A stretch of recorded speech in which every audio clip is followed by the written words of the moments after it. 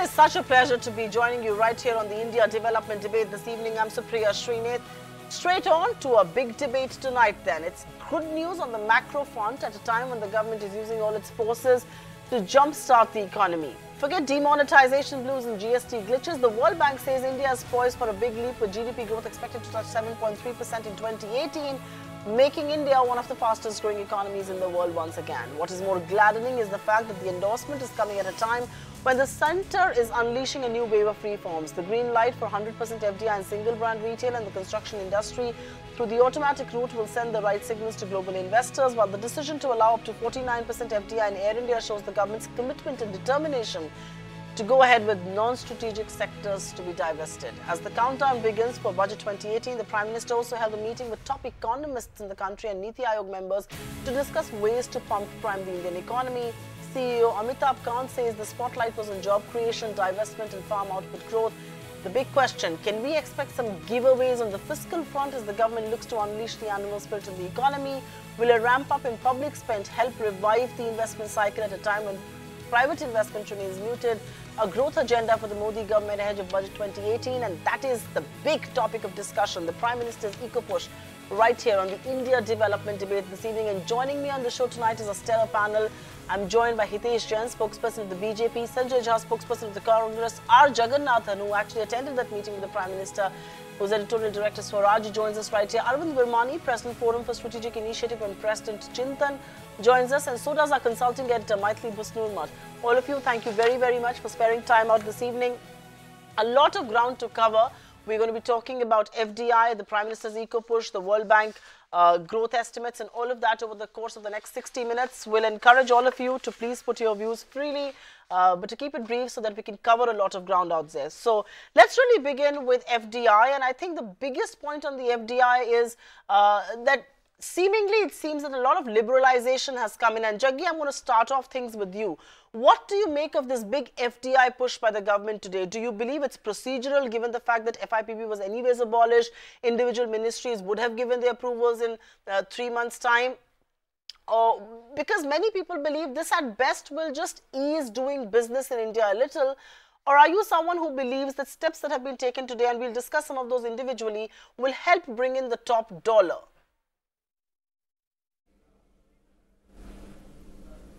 Yeah, I think the government wants to send a signal, even though the basic policy on single brand retail had already been changed. I think they want to give a signal that you want to speed things up.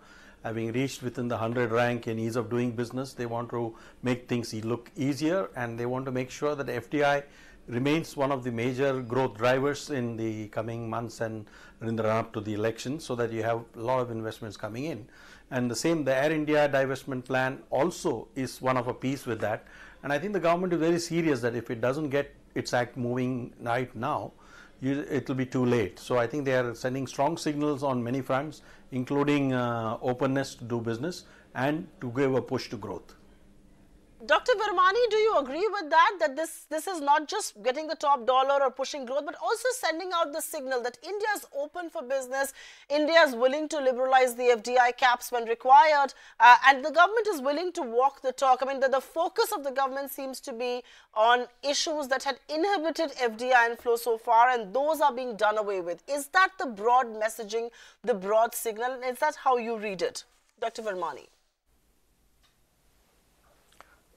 So, one part is exactly what Mr. Jagannathan has just said, and one has often seen in the past that major meetings, the Prime Minister for the first time, I think the first Prime Minister in 20 years or something they were saying, was going to the World Economic Forum. So, even in the past, the timing of decisions is sometimes linked to these big occasions, and I'm sure this is also true. But I would pay much more attention to this 49%. It was a bit of a puzzle earlier when they had kept Air India out of the purview of a general policy, which was to allow 49% foreign investment by airlines. This had taken a long time to happen, in the past. But they kept it out for Air India. The fact that it's been removed, I think, is significant, because it also increases the possibility of the number of bidders. If they put it to a competitive bidding for Air India in some way or the other, it will certainly increase the number of bidders and the amount bid. So I think that is certainly substantive. The other one which I am not so clear about as yet is that this 30% requirement, I mean the single brand retail, automatic route is more of a signal, always welcome, as Jagannathan said, that probably speed up things a little bit. Right. But and what I am not sure about is this 30% can be met by a associated company exporting something. Right. That may actually have some relevance to people Dr. like Apple, Virmani? but I am not sure yet. Yeah, Dr. Virmani, that's a point that I want to discuss in more detail, and so just allow me to take a quick question with Maithili, go to the politicians and come back and discuss that point, because I think that's important, the signal that has been sent out by dropping 30% and incremental norms that still continue to exist. But Maithili, do you believe this is a big shot in the arm for foreign investors, the fact that they don't have to have an interface, the fact that they don't need a nod from the government before they set shop here? It's going to be through an automatic route in things like retail, in things like construction. Do you believe these are important signals? Is this advantage investors? Is this a big shot in the arm? Is this a decision that catalyzes investments in India, you believe? Maithili? I wouldn't call it something that catalyzes investment, but certainly it is definitely a step in the right direction, because remember, we need FDI much more than FPI, and over the past few years what we are seeing is that while there is strong interest in India in terms of portfolio investors, in terms of FDI, though the numbers have been picking up, if you look at the net numbers, they are not significant as yet.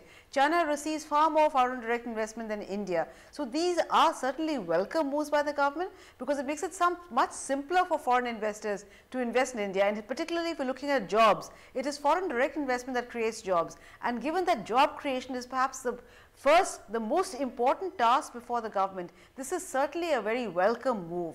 But perhaps the government could move on from this and allow investment in multi-brand retail, because that, remember, is being the major bone of contention. So certainly a good move, but perhaps much more could be done, particularly if you are looking at job creation. No, absolutely. There is no denying that, and I'm going to get down to specifics and talk about the basics right now, and I will begin with the single brand retail. So 100% through the automatic route and doing away with the 30% local sourcing norm, many people believe is groundbreaking, considering this very clause was a non-starter. Jaggi, do you believe this is a big shot in the arm for investors? Because after your answer, I'm going to engage with the politicians on this.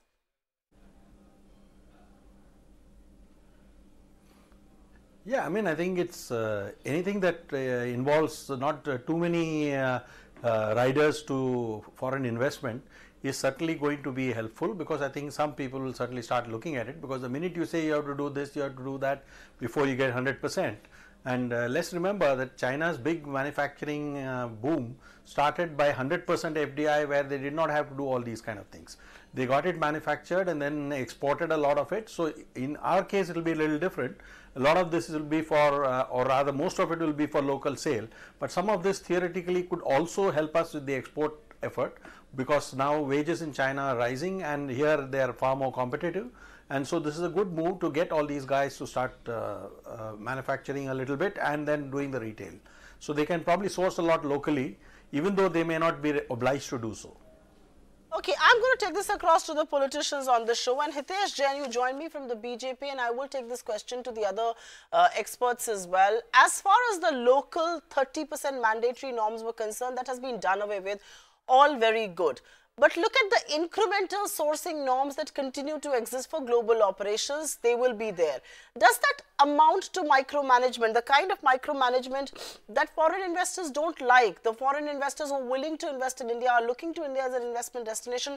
They don't want to be told what to do, what not to do. They're bringing the top dollar. They will park in their money here. They will create the jobs. They will create opportunities, but they don't want to be micromanaged. So yes, you've done away with 30% local sourcing norms, which is good. But you still have that incremental sourcing norm for global operations that many people can view as micromanagement. Hitesh Jain. Supriya, in fact, if you look at the entire policy as a whole, Prime Minister has always been advocating minimum government and maximum governance. So this is in line with the principle that he had stated, not only before he assumed the government, but he has been speaking about that since 2010.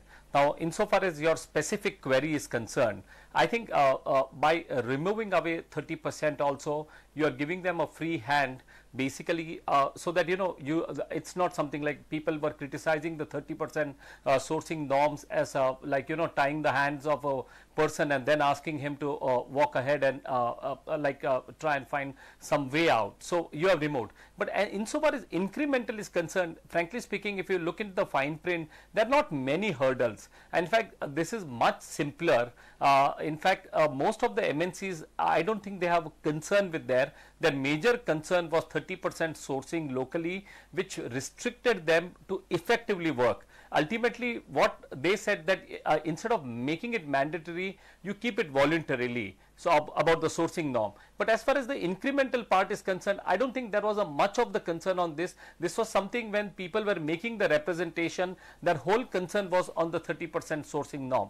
So this was one area, and which the government also, I think in its wisdom felt that I mean, if we have to look at when you look at China or other places, and when you look at any other country, and particularly looking at the young India, the new India, which we are talking about, the job prospects and the economy and everything, and when you look into the line with the expectation which the World Bank has also, when they have reviewed all the figures and the expectations they have laid out for the next 2 years, I think this is a step in a right direction, in a forward direction.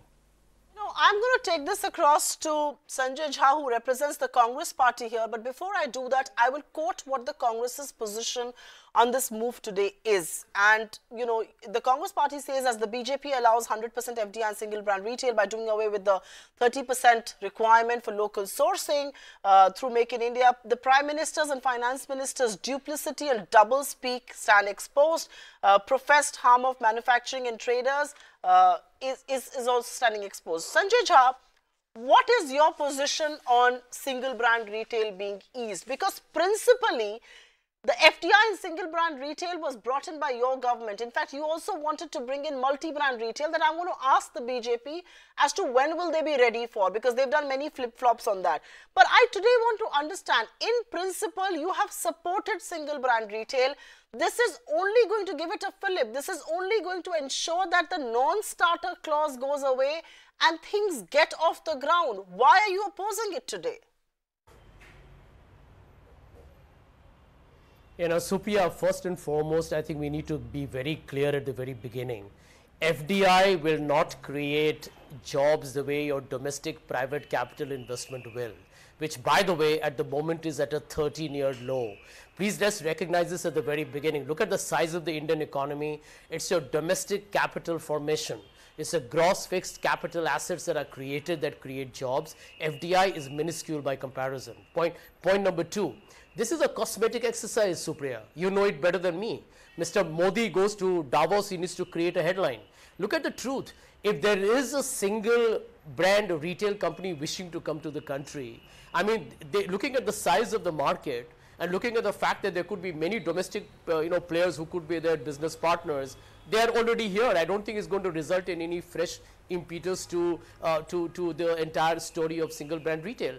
The larger story is what I think the lady mentioned a little earlier, which is the FDI and multi-brand retail that the UPA brought, and for the last 4 years, for reasons which I think are irrational commercially, the question on they have actually throttled it. There is no reason. This government, no, I have answered that. I think the worst thing this government is doing, and I think it's a public admission by the Mr. Modi's government, that we have abandoned Make in India, which is why the 30% local sourcing has been done away with. Who would have gained? Where would jobs have happened if you create some kind of a linkage? Now listen, I've worked with a few foreign companies. Foreign companies expect a developing emerging market economy to have their local interests covered. They know that India needs jobs. They know that you need to create a business environment in the country based on the backbone of which the foreign player also makes. It has to be a win-win. I think the government here is completely compromised with that. So job creation is going to take a further hit. My last point, just one last point. You know, this government, take an example of the FDI in defense. They do FDI in defense, and we all did a whole program, prime time program on it. When the Rafale deal comes up for signing, there is no technology transfer. Mr. Modi wants the jets to be made in France and sent to India. So this is a brazen sellout. Let me tell you, there will be no material change in the Indian economy, where inflation is rising, private investment is at a 13-year low, and the GDP forecast is bleak as ever. So let us not fall for the spin and the event management exercise of Mr. Modi's government. Right. No, I get the point that the Congress party would want to make. You want to see everything as an event management, and I have Supriya, a question. I just want to make one comment. No, 1 second. Hitesh, I'm coming. Hitesh. Supriya, if you can. Okay, go ahead. 30 seconds, because I have to get experts on the show as well. Go ahead. Fine. Supriya, we have a headline today from the Congress where they have deviated from the stated position by their former Prime Minister Manmohan Singh, where he stated that FDI brings job. Like 5 years when they were talking about multi-brand retail, what were they talking in the parliament? Or when the single brand retail was introduced, it does not bring as many jobs as domestic private investment. And today the spokesperson is saying, my dear friend, do you listen to what is being said in the program? So at one end, the president is going in, the Congress president Supriya, is No. Supriya, he clearly doesn't understand fundamental economics. Hitesh Jain and Sanjay Jha. 1 second. Hitesh Jain and Sanjay Jha, just to put it on record here, what the Congress is objecting to is doing away with that local sourcing norm. They believe linkages are important. From your point of view, that was a non-starter, has been done away with. So let's not confuse the two things. But I will get an expert opinion on this before I ask you a direct question on multi-brand retail. And Dr. Arvind Virmani, do you believe, and like Jaggi mentioned earlier, China did not have these issues. China did not have these linkages, but the Congress party believes these linkages are important for you to benefit from the investment that comes into single brand retail. Or do you side with the view that actually it is not important? You need single brand retail to come in seamlessly, and it will have its own benefits once it begins to break ground. Which side of this entire debate are you on? No, absolutely. The China example was 100% clear. The sad thing is that by delaying and delaying and delaying these kind of openings, we are missing, maybe we missed half of it or more of it. It's not very clear. But I do believe, unlike many other people who think that we missed the boat completely, I do believe that it's still possible. And therefore, this easing, for example, that's what I was saying. The fact that Apple can now come in and use some of the domestic manufacturers for exporting for some other country may actually help. But what I was trying to say is that I'm not 100% sure that it will make that the critical difference to carry them over the line. But I would say there's a 50% chance that you could get a company like Apple now able to come in. If you abolished it completely, certainly they would come in. Right. And the experience we had from Southeast Asia and many other countries is that once they get the experience, they realize that a country is competitive, and I'm sure they will realize that India is competitive and will naturally start sourcing from Indian companies. Okay. I'm not going to get into this whole debate of multi-brand retail because the BJP is not doing it, at least in the foreseeable future, even though the Congress ushered in that big ticket reform, which was now finally junked. But let's just go across and talk about Air India. And Maithili, let me begin with you.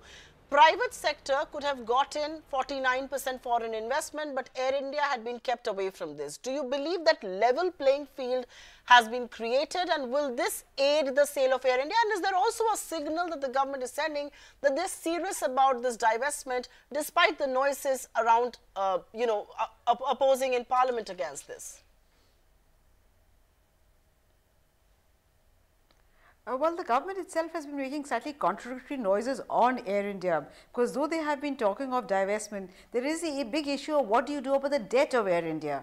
So I think there are a number of issues that need to be resolved. So clearly, even within BJP, there are different voices speaking on the issue of Air India. But this should help. Certainly it should help, because it shows some clear path forward as far as Air India is concerned, to the extent that you allowed foreign airlines also. Remember, not very long ago we had that very absurd restriction which said foreign airlines could not enter in when any airline is being divested. So I think this is an important move forward and should help. And to the extent that the government seems a little clearer in its thinking, I think we will find divestment of Air India a little easier. But of course, the big issue of the huge debt that is on Air India's books needs to be sorted out, because will the new buyer be interested when there is such a huge liability? That is a big question mark which needs to be addressed. No doubt about that. At least I think the working capital debt to the tune of 30,000 crore rupees has to be absorbed, because how on earth do you expect buyers to come in and absorb the debt?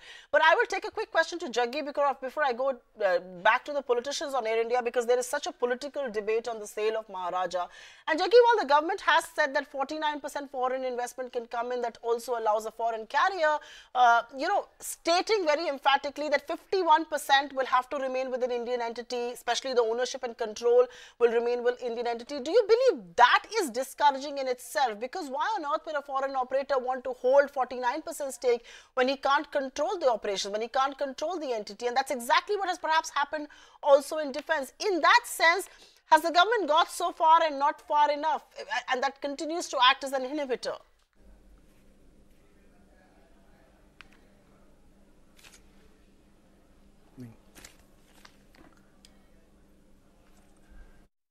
Jaggi, could you hear me?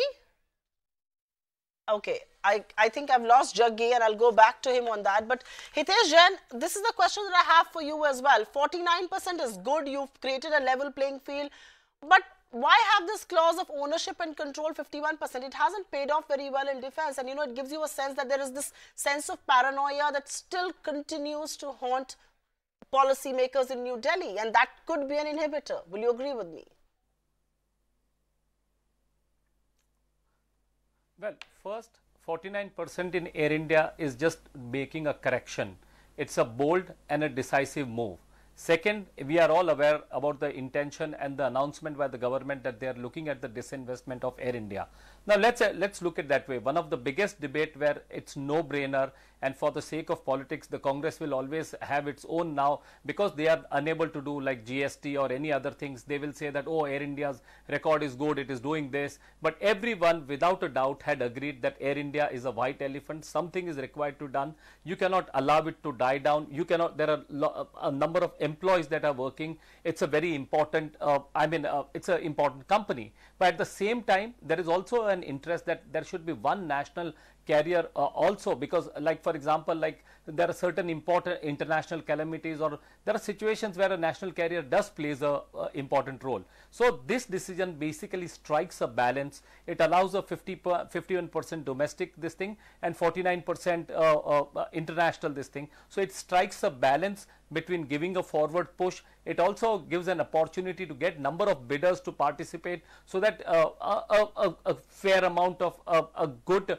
valuation can come on the table ultimately, and also it can ensure that Air India will be in good hands. It will be in hands of such an entity who will be able to take it at the next level. All right. May ensure, as far as the debt and other concerns are considerations, all the other issues, they are a subject matter of structuring. I'm sure absolutely. during the bidding process, or when the final structure will be worked out, this will be all this will all be addressed. But according to me, this is the bold and decisive move, and that shows the intent of this government. Okay, I don't want to get into the debate, restructuring and all of that. We've done a discussion on that. I'm sure they will be doing many more.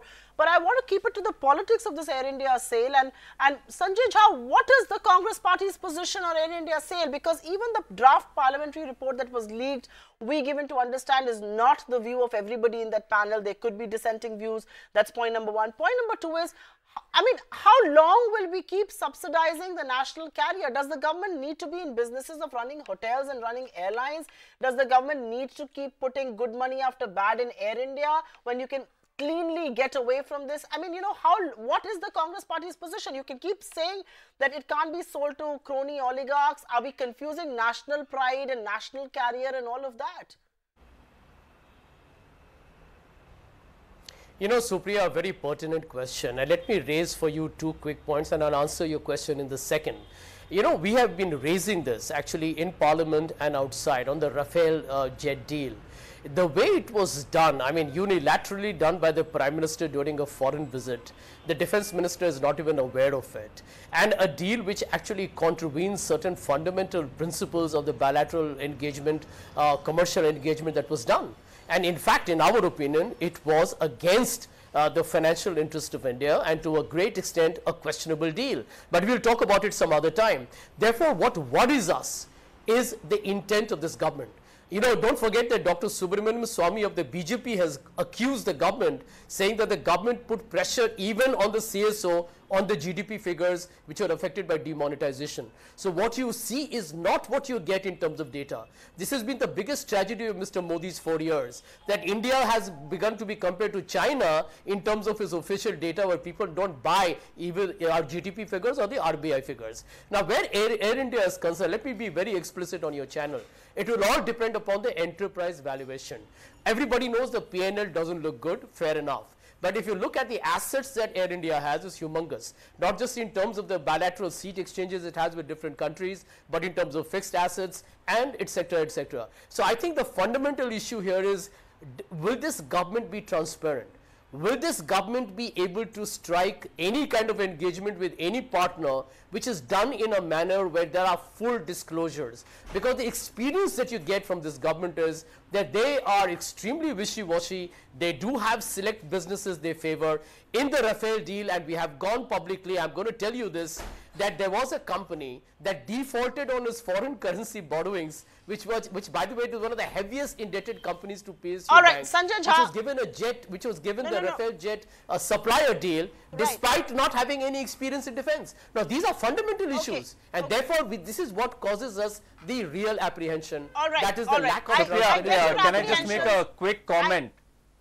I get your apprehensions, and I think politicians, which is exactly why Supriya, can I just make a quick comment? 15 seconds. Okay, go ahead quickly.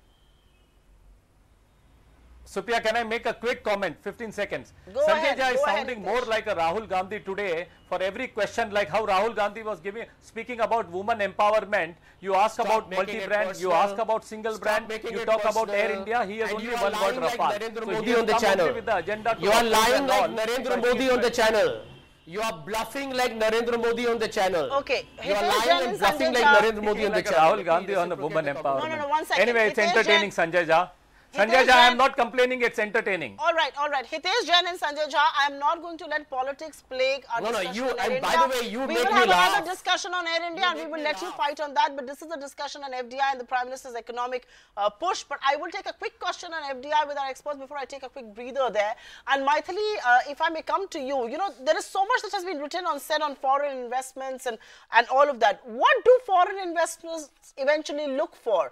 Do they look for, you know, liberalized FDI caps, or do they actually look for policies that are pertinent and predictable, and perhaps for structural reforms?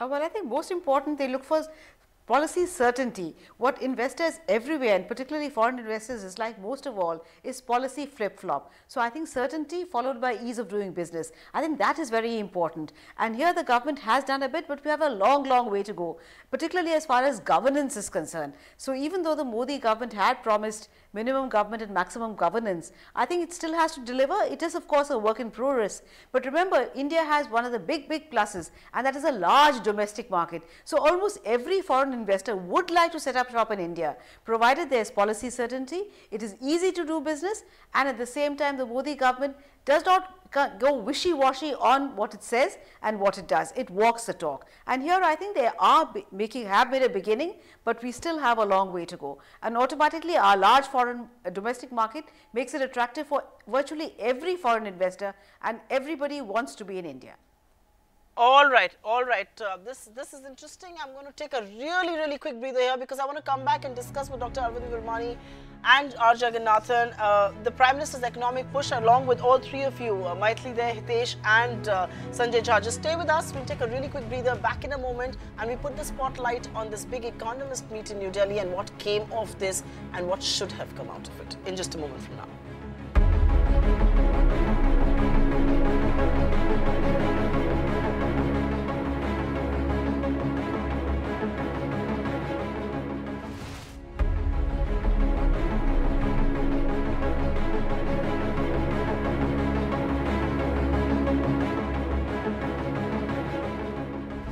It's so good to be back with you once again on the India Development Debate, and it's time we put the spotlight on growth and the economic push that the government is trying to do as far as India is concerned. Meeting a top-notch economist earlier today was the Prime Minister and his entire team. But before I go across to discuss what was spoken about there, Dr. Virmani, 7.3% growth in 2018. Is that reason to celebrate? 7.5% for the next 2 years, 7 over a 10-year period. That's exactly the notion that's coming in from the World Bank. Is 8% looking increasingly difficult to achieve?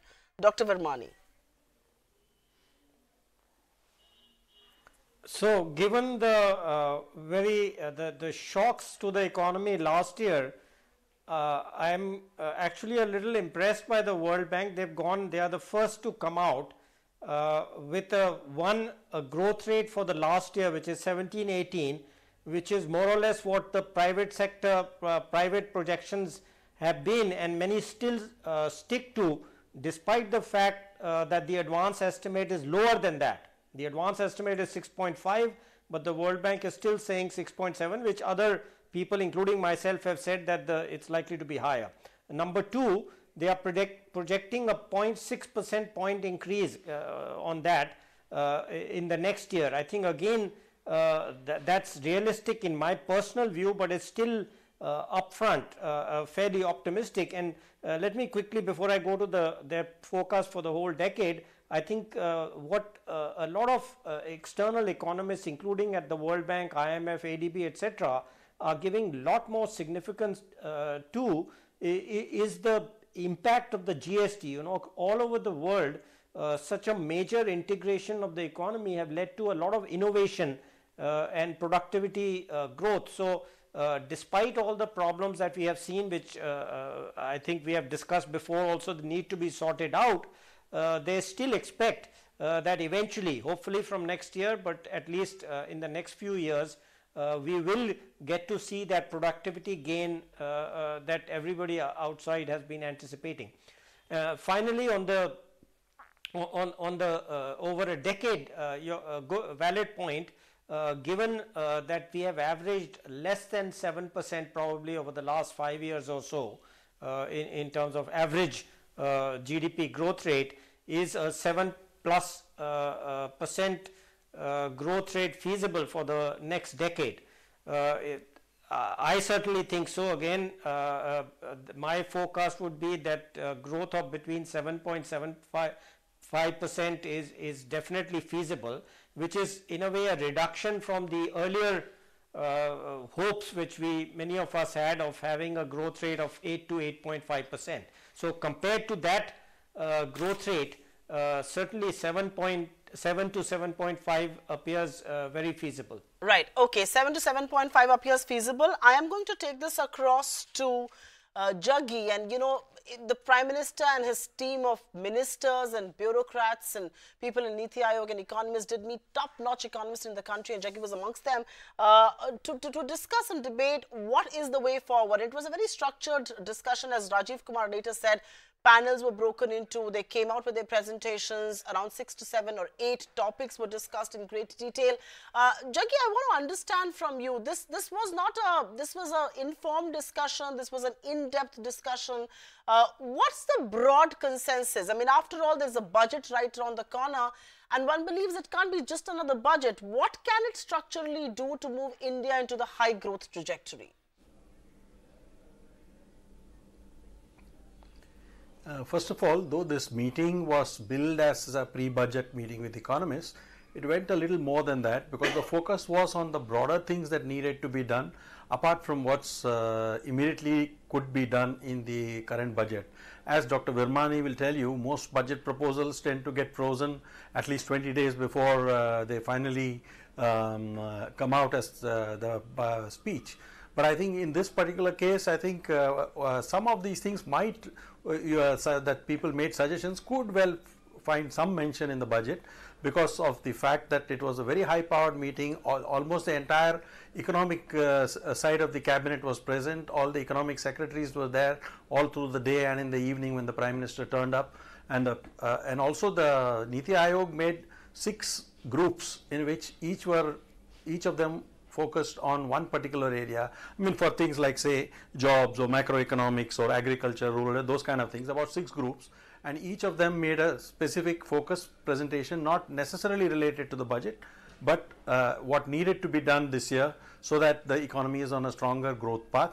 And of course, jobs was a very recurrent theme in all of these presentations. Okay, jobs was a recurring theme, and I have a segment that's reserved for jobs. But Maithili, I'll take a question on fiscal deficit because I want to go back to the politicians on this note. The fact that, you know, this was a pre-budget meeting, but obviously a lot more was discussed, like Chaggi was pointing out there, and rightly so.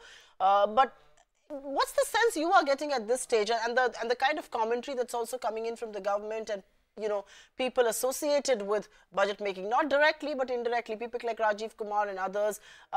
As far as the fiscal deficit is concerned, does the government need to be more cautious, stick to fiscal discipline, or will caution really be traded for counter-cyclical stimulus that the economy perhaps is in need of right now? Well, the government has always set great store by sticking to that fiscal deficit target because it believes the rating agencies attach a great deal of importance to that kind of fiscal discipline. But given the fact that private investment has not picked up, and given also the fact that by November the fiscal deficit figure had already exceeded the budget estimate. In fact, if we take the latest advance estimates numbers put out by the CSO and the absolute number for the fiscal deficit for November, we are close to 3.7%. So I think the government will have to do a very fine balancing act, and if it does that, it might have to actually rein in capital expenditure if it were to stick to that fiscal deficit target. So I think there is a realization within the government that one needs to be a little pragmatic about it, and the heavens will not fall if there were a marginal deviation, because remember the NK Singh committee has already given us that kind of cushion. So the government, I think there is a little rethinking that possibly if we kind of slip just a little bit and use that money for capital investment, then maybe the rating agencies will not take such an adverse position on it. So I think there is a realization within the government, A, that it's not going to be possible unless you do a great deal of window dressing, which this government fortunately has not done to date, and also that if there is a slight slippage, it will not be the end of the world. You know, the other reason and the other area that I want to focus upon after getting an expert comment and taking to the politicians has to be rural distress. And Dr. Vermani, come in on this.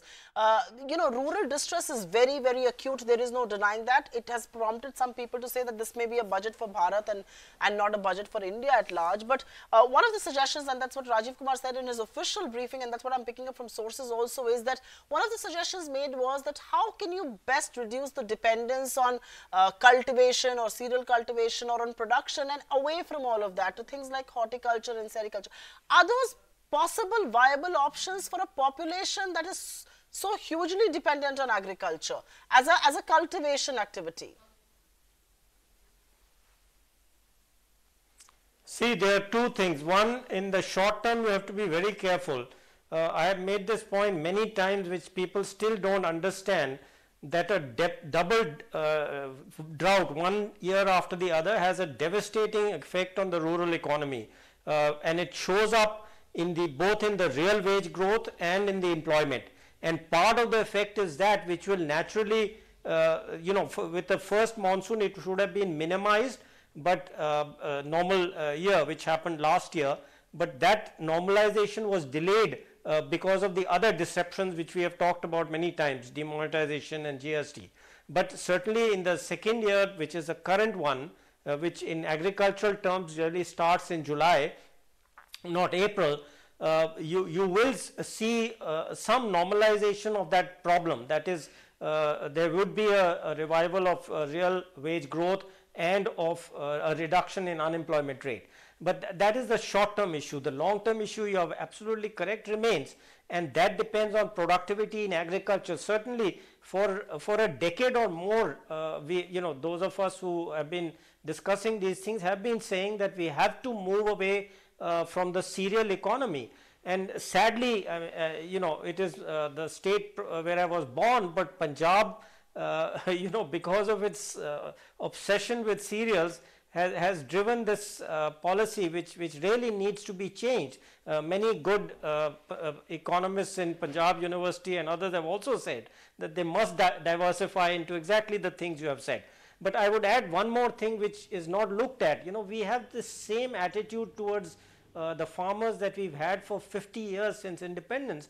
You have to give them freedom. You think, you impose controls and justify it by farmers, but those controls benefit the consumer in the urban areas. So what we need is extensive decontrol of the rural agricultural economy, right, with simple measures of empowerment, like getting them a decent education and basic education. I'm not talking about higher education and skills.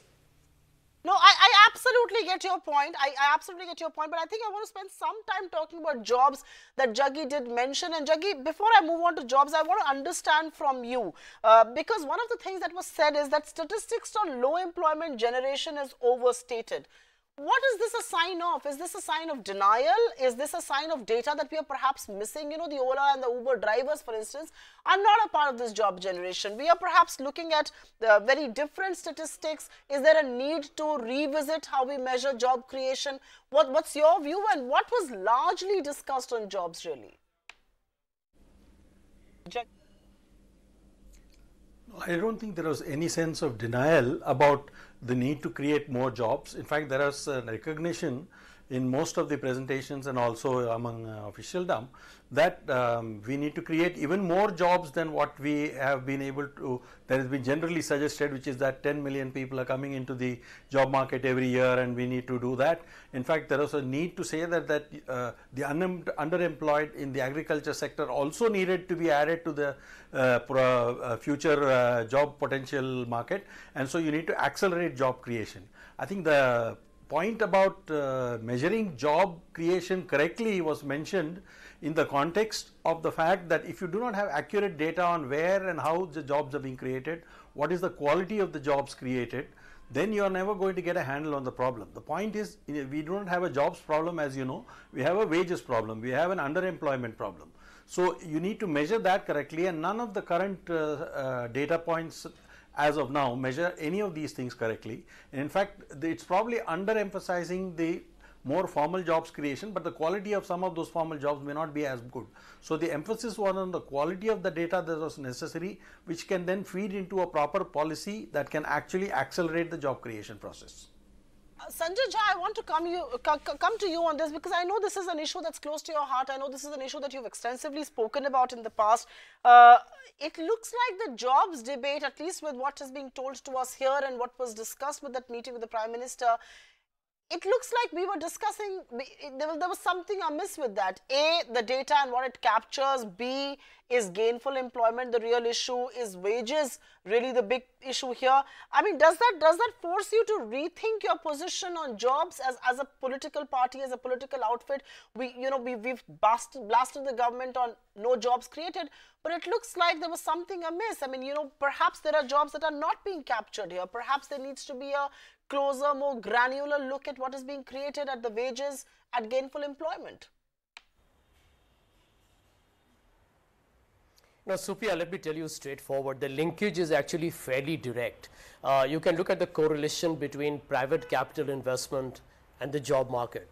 Now, if you have a private investment at a 13-year low, I mean, I don't think it's an intriguing economic reality that jobs are not non-existent. I mean, how much can public sector and government create jobs? You have a recent article where in Uttar Pradesh or some other state, PhDs are applying for the jobs of, peons, etc. I mean, these are manifestations of a very serious and an acute crisis. This government is capable of suddenly coming up with some new data. Let's not get fooled by it. I've had BJP spokespersons on your channel, Supriya, you're aware of it, where they quote the Mudra scheme to say, we have created entrepreneurs. What they don't tell you is that an average Mudra scheme is 42,000 rupees. I mean, a person borrowing 42,000 rupees to create a business, is he going to create jobs? I mean, what a ridiculous argument that is. So I think the fundamental point that we need to accept is this government has neglected agriculture completely. Can you imagine after 4 years, Supriya, agriculture is at an average growth of 1.9%. I mean, it's shocking. It's an absolute, what I call as a messy prioritization. But then Mr. Modi is, he's a different, kind of economic philosopher. He loves the Make in India, Digital India. He plays to the gallery, largely to foreign capital. The second point, which is very critical here, right, and let's accept it at the very beginning.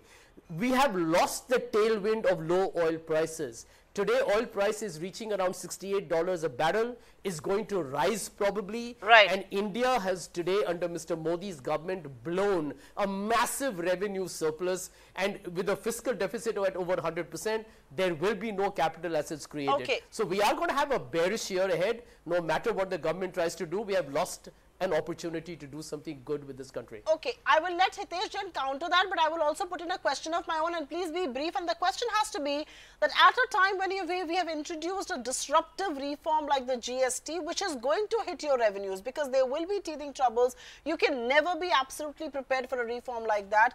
Why is the government being so shy about higher divestment? I'm given to understand that one of the things that was discussed in that meeting was why not increase divestment targets for next year and also perhaps for this year. Why is the government going slow on divestment? What is this lurking suspicion against privatization all about?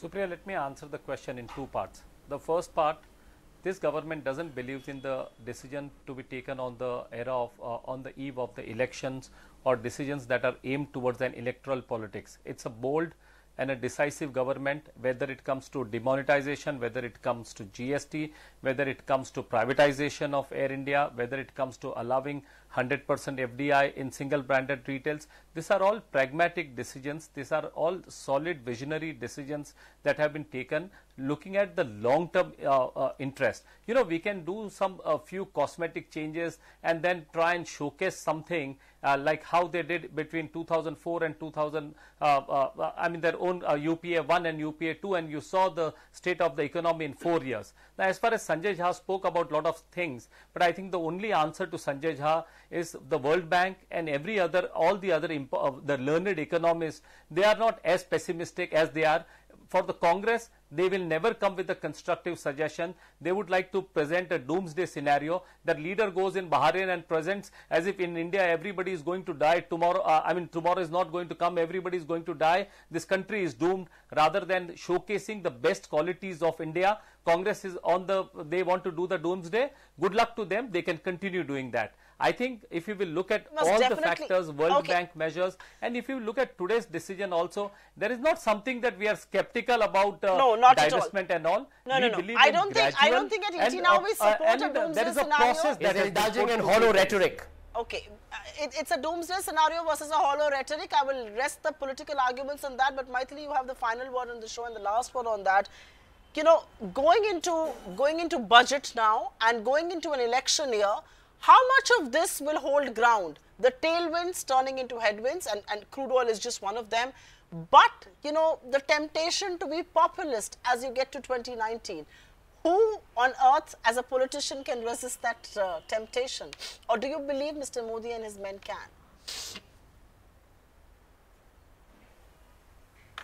Oh no, it's going to be very difficult because in elected democracy, remember, it is ultimately the people's vote that counts, and people do like freebies at the end of the day, because it's very seldom that they're likely to see that there is going to be a short-term price for any hard decisions that you take. So structural reform does extract a price, but it's very difficult to make the ordinary average man understand that. So there will be a tendency to play to the gallery. The government will try and balance that with its desire for fiscal prudence. And remember, yes, one tailwind has changed into a headwind, oil prices, but we've got another tailwind, and that is a huge global recovery, the synchronized global recovery, and that's going to be the new tailwind for India. So yes, there will be tremendous pressure to pay the populist card, but hopefully the government will not succumb entirely. They will succumb partially, but as long as they do it within a reasonable amount, with some amount of prudence and within some reasonable margin, I think we are in safe waters, because certainly the economy is improving. We're nowhere near our potential. We need to go much faster, but we're slowly coming out of the deep woods, at least so I hope. There is no denying that a rising tide lifts all boats, and that's exactly what we expect the global economy to do for us. If oil as a tailwind has gone, we expect exports as a tailwind to pick up, because that's the other big engine of growth. But on that note, thank you very, very much, Maithili Busnurmat, R. Jagannathan, Dr. Arvind Virmani, Sanjay Jha, and Hitesh Jain for sparing time and being with us on this very special show at the India Development Debate, as the Prime Minister takes notice of the Indian economy and wants to put it on the high growth path, as well as the FDI norms that have been eased to woo in the top dollar. The reality is that yes, this government has failed to create 10 million jobs every year. What is it that the opposition can do to create some of those? That's really the big question, and we hope to find answers to that question, because for India to develop and India to rise, those sort of answers are warranted. Thanks very much for being with us. Special programming coming up right next.